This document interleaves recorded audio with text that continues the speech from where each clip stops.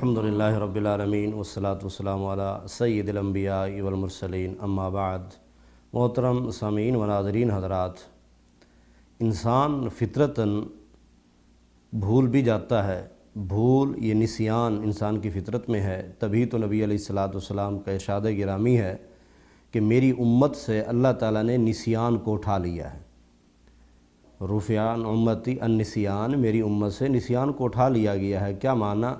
کہ انسان کبھی بھول کر کچھ کام کر لیتا ہے جسے کا اسے پتہ بھی نہیں ہوتا، تو اس پہ اللہ تعالیٰ مواخذہ نہیں کرتے۔ مثلا انسان نے روزہ رکھا ہوا ہے، روزے کی حالت میں بھول کر اس نے کچھ کھا لیا پی لیا، تو یاد دلانے پر اللہ تعالیٰ سے معذرت معافی کی تو اللہ تعالیٰ اس بھول پر مواخذہ نہیں کرتے۔ اسی طرح نماز کا معاملہ ہے، انسان ہے نماز کے اندر بھول سکتا ہے، یہ بھولنا یہ انسان کی فطرت میں ہے، بلکہ نبی علیہ الصلاۃ والسلام کئی بار نماز کے اندر بھولے، لیکن آپ صلی اللہ علیہ وسلم کا بھولنا یہ آپ کی امت کے لیے ایک رحمت بنا، ایک نعمت بنی، تاکہ امت کو پتہ چلے اگر کوئی نماز میں بھول جائے تو اس کے لیے حل کیا ہے، اس کے لیے مسئلہ کیا ہے۔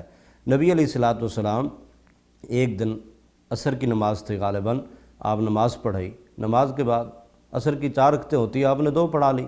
ایسے مسجد نبوی سے باہر نکلے، باہر لکڑی رکھی ہوئی تھی تو وہاں آپ سہارا لے کے بیٹھ گئے۔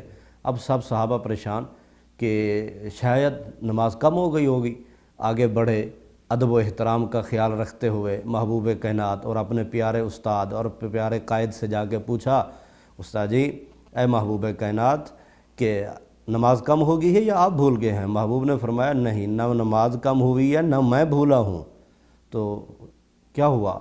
محبوب آپ نے 4 رکعت کی بجائے 2 رکعت پڑھائی ہیں۔ اچھا ساتھیوں، ذوالیدین ٹھیک کہہ رہے ہیں؟ سب نے کہا جی بالکل آپ نے 2 پڑھائی ہیں، بھول گئے۔ آپ آئے، سیدھا 2 رکعت اور پڑھائیں، اس کے بعد آپ نے 2 سجدے کیے۔ یہ سجدہ سہو جو ہے اس کے 5 طریقے ہیں، لیکن میں مختصر آپ کو 2 طریقے عرض کرتا ہوں کہ جب انسان بھول جائے تو اس وقت انسان کو چاہیے سلام پھیرنے سے پہلے بھی، احادیث کے اندر آپ صلی اللہ علیہ وسلم کا سجدہ کرنا موجود ہے، سلام کے بعد بھی سجدہ کرنا آپ صلی اللہ علیہ وسلم سے ثابت ہے۔ کافی احادیث ہیں جن میں آپ نے پہلے کیا اور بعد میں آپ نے بعد میں کیا، تو محدثین نے اس کی جو تطبیق دی ہے وہ یہ ہے کہ اگر ایک انسان نماز میں بھول رہا ہے اور کمی کر رہا ہے، یعنی جو کام اس نے کرنا تھا وہ نہیں کیا، کمی ہوئی، تو وہ سلام پھیرنے سے پہلے سجدے کرے 2، اور 2 سجدوں کے فوری بعد سلام پھیرے دائیں بائیں۔ اسی طرح اگر زیادتی ہوئی ہے، جو کام نہیں کرنا تھا وہ کر لیا، تو پھر مکمل دونوں طرف سلام پھیرنے کے بعد 2 سجدے کرے، پھر دونوں طرف سلام پھیرے بغیر تشہد پڑھے۔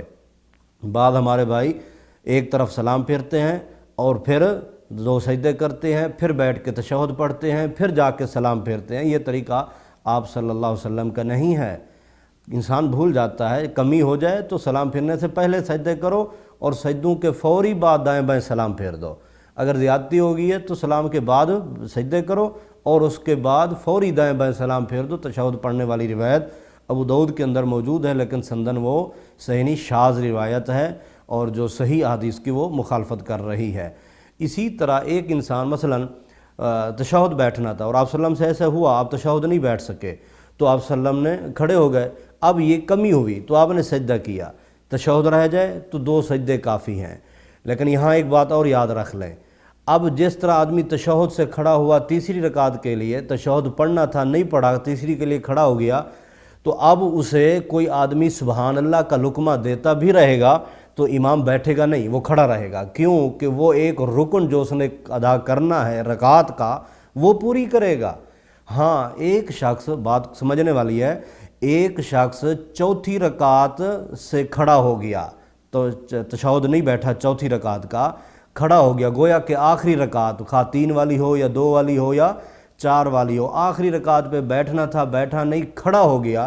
اب یہ اس کا کھڑا ہونا غلط ہے، اب اس کو جب آواز دی جائے سبحان اللہ کی تو پھر وہ کھڑے ہو کے رکعت پوری نہیں کرے گا، کیونکہ وہ جو پڑھ رہا ہے وہ غلط پڑھ رہا ہے۔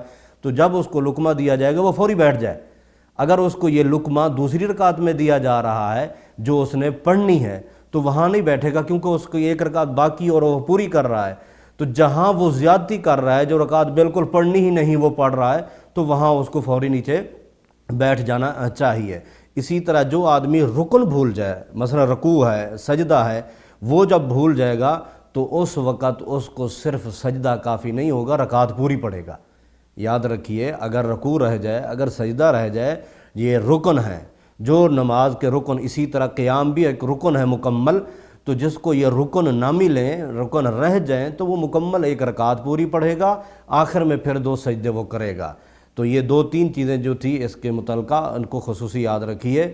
رکن رہ جائیں تو مکمل رکعت پڑھے گا اور سجدے کرے گا۔ اسی طرح اگر کمی بیشی رہ گئی، کمی ہوئی ہے تو سجدے سلام سے پہلے، زیادتی ہوئی ہے تو سلام کے بعد تشہد نہیں پڑھنا، بس سجدے کرتے ہی دائیں بائیں سلام پھیر دینا ہے، کیونکہ یہ ضروری چیز ہے اور نماز کے اندر ہر آدمی کو لاحق ہو سکتی ہے۔ یاد رکھیے ان مسئلوں کو۔ اللہ تعالی ہمیں عمل کی توفیق عطا فرمائے۔ وما علیہ الا البلاغ۔